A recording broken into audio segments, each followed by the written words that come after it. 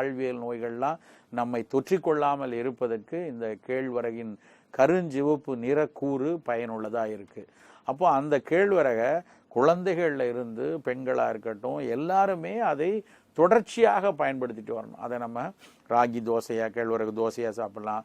குழந்தைகளுக்கு சின்ன சின்ன மாவு உருண்டையாக கேழ்வரகு ராகி உருண்டைம்பாங்க, அந்த ராகியை கருப்பட்டியோட சேர்ந்து உருட்டி ஒரு சிற்றுண்டி பண்டமாக கேழ்வரகு ராகி உருண்டை கொடுக்கலாம். ராகி புட்டு செய்து சாப்பிடலாம். இன்றைக்கு வணிக நிறுவனங்கள் சில ராகியவே சேமியா மாதிரி எல்லாம் பண்ணி கொடுக்குறாங்க, அது மாதிரி எடுத்துக்கொள்ளலாம்.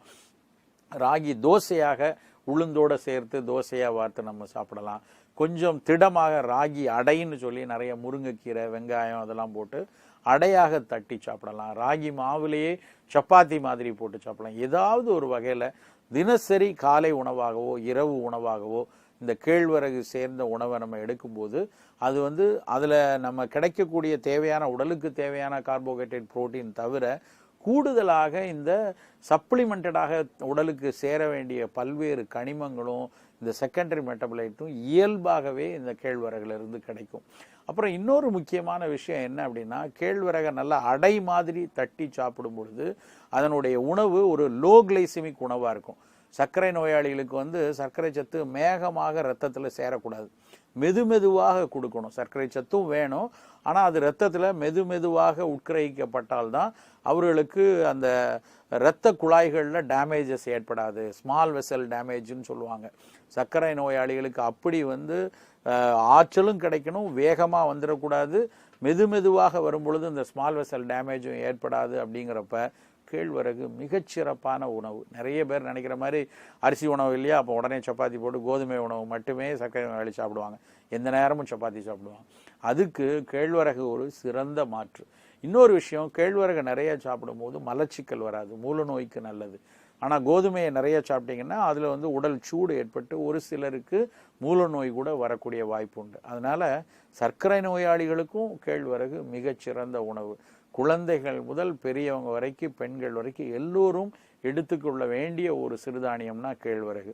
இன்னொரு கூடுதல், இந்த கேழ்வரகுல நிறைய கால்சியம் சத்தும் கிடைக்கும். அப்போ கால்சியம் சத்து நிறைய இருக்கும்போது எலும்புகளுக்கு நல்ல வலு கொடுக்கக்கூடிய ஒரு தன்மை உண்டு.